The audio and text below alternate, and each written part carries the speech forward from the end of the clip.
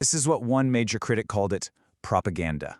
I mean, that's a seriously heavy charge, framing the film not as art, but as a political weapon.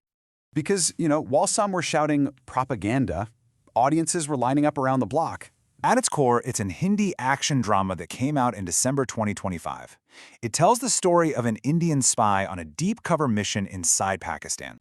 It's a classic spy story, sure, but the setting is what makes it so explosive. And notice how the mission is kicked off by real-world events, like the Kandahar hijacking and the Parliament attack. By weaving in real history, the film creates this powerful and very provocative what-if scenario. They've been very open about the fact that the movie is inspired by real stuff, especially the notorious gang wars that actually happened in Karachi.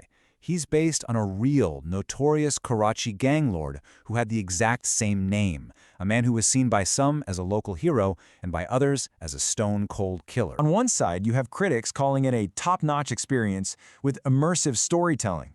But on the other, it got slammed for its length and what they called a hyper-nationalistic, chest-thumping attitude.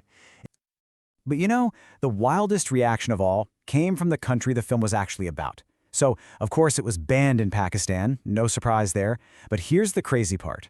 It became a massive subject of debate there anyway. It even kicked off this internal conversation with people asking, hey, why are we telling these kinds of gritty stories from our own history? It even led to politicians filing lawsuits for defamation. Durandar took real Pakistani history, viewed it through a very specific Indian lens, and spun it into a global hit. It thrilled millions, but it also offended and frustrated millions of others. So it makes you wonder, when a movie rewrites history for the big screen and becomes a phenomenon, who gets to own that story?